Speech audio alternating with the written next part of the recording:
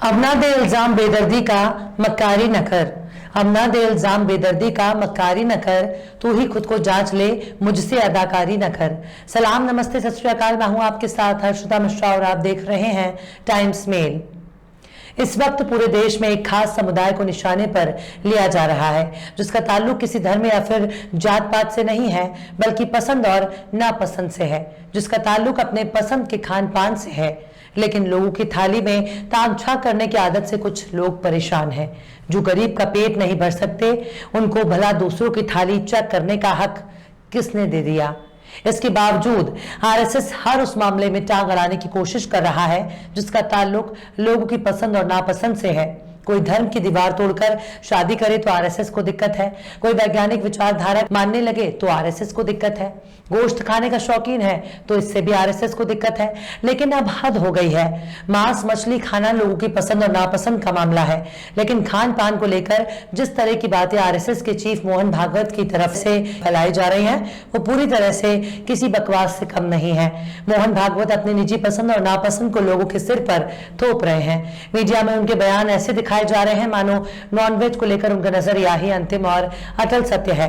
मोहन भागवत पहले इस्लाम के बारे में उल्टे सीधे बयान देकर पहले ही अपने विचारों का कचरा फैला चुके हैं। पूरी दुनिया पर अपना दावा ठोकने वाले भागवत साहब की बहुत सी बातें सुनकर हंसी आने लगती है, क्योंकि उनकी बातों में ना कोई तर्क होता है और ना ही कोई तथ्य, ना तो इतिहास की जानकारी है और ना ही भूगोल की। लेकिन मोहन भागवत इस वक्त लोगों को समझा रहे हैं नॉनवेज नहीं खाना चाहिए।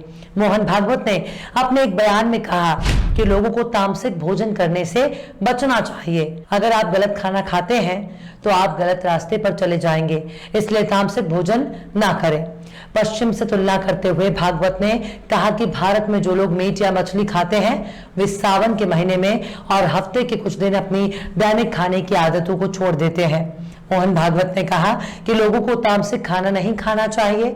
उन्होंने मांसाहार और मांसाहारियों के बारे में और भी बहुत सी बातें की हैं, लेकिन उनके भाषण का कुल निचोड़ यही है कि अगर आप नॉनवेज खाते हैं तो गलत रास्ते पर चले जाएंगे।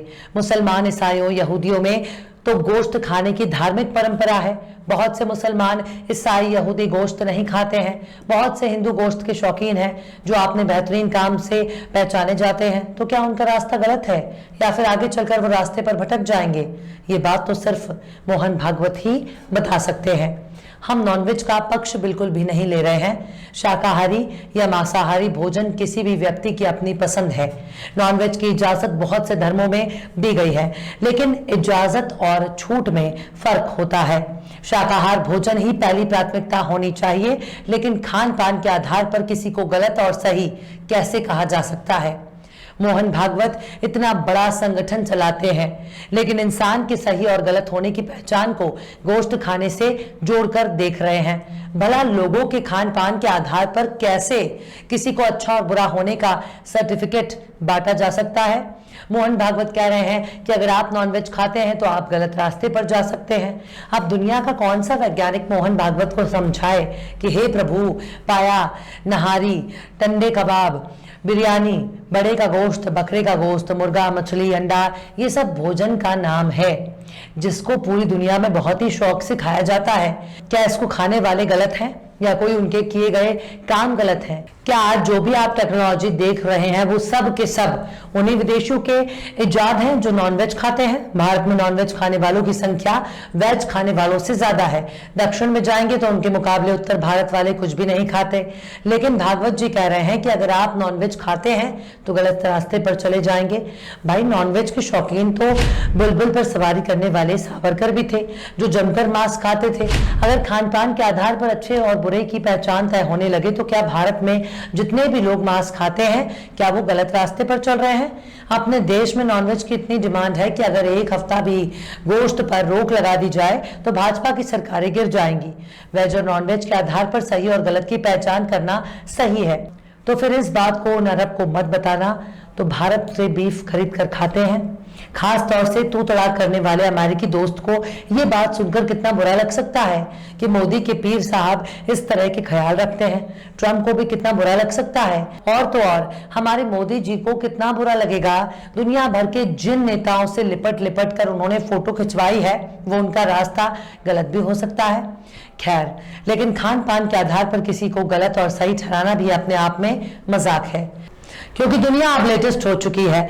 कोई भी पुष्पक विमान में घूमने नहीं जाता, कोई भी आसमान में तलवार और गदा से लेकर जंग करने नहीं जाता। सही रास्ता तो जंगल और पहाड़ों वाला है। वो दौर और था जब शराब से दुनिया हिल जाया करती थी। अब चीन को लाल आंखें दिखाने में भी शर्म आती है, लेकिन संघ की विचारधारा ही गजब की है।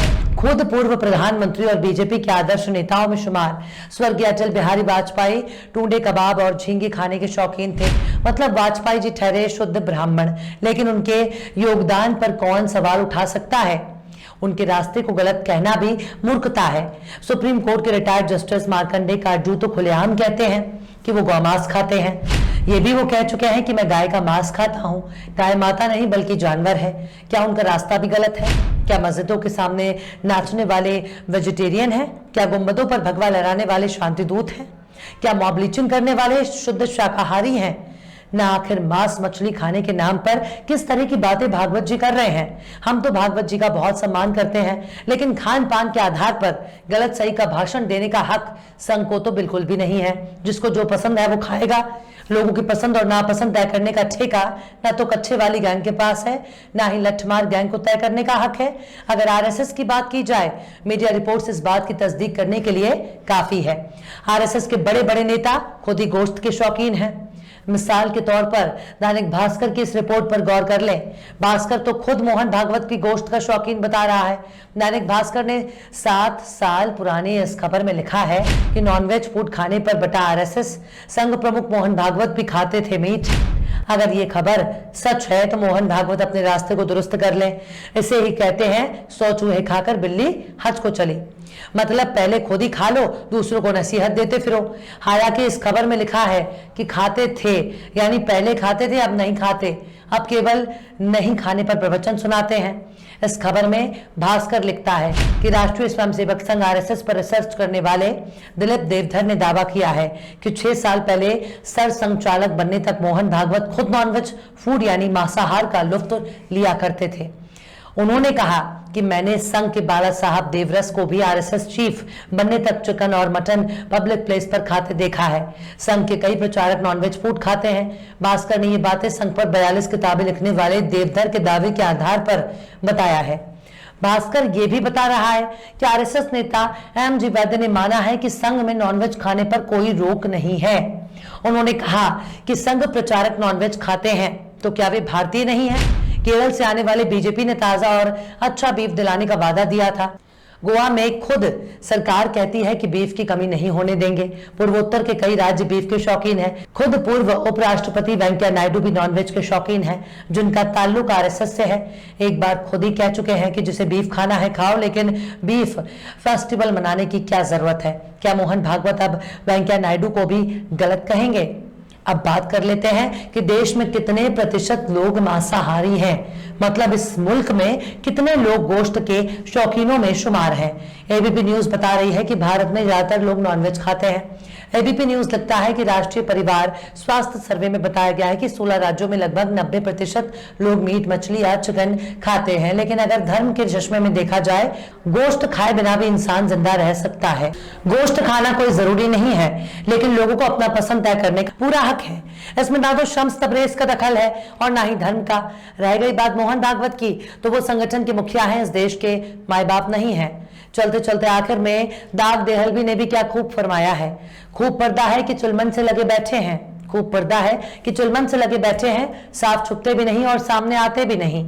फिलहाल इस वीडियो में बस इतना ही। ये वीडियो आपको कैसा लगा कमेंट बॉक्स में जरूर बताइएगा। वीडियो पसंद आए तो लाइक करें। हमारे वीडियो लिंक को फेसबुक, ट्विटर, व्हाट्सएप पर अपने रिश्तेदार या दोस्तों को भी शेयर करें। और बेबाक, निष्पक्ष, स्वतंत्र पत्रकारिता को सपोर्ट करने के लिए आप हमारे यूट्यूब चैनल टाइम्स मेल को जरूर सब्सक्राइब करें। और हाँ, बेल आइकन की घंटी वाली बटन भी जरूर से दबा दें ताकि आपको हमारे आने वाले नए वीडियो की नोटिफिकेशन फौरन ही मिल जाए। फिर मिलता है किसी और वीडियो में एक नई खबर के साथ। हर्षिता मिश्रा को दीजिए इजाजत। जय हिंद। तो देख लिया आपने हमारे इस वीडियो को। हमें उम्मीद है कि आपने हमारे वीडियो को लाइक किया होगा और दूसरों को भी शेयर किया होगा। अगर अभी तक आपने हमारे चैनल टाइम्स मेल को सब्सक्राइब नहीं किया है तो जल्दी से सब्सक्राइब कर दें और बेल आइकन भी प्रेस कर दें।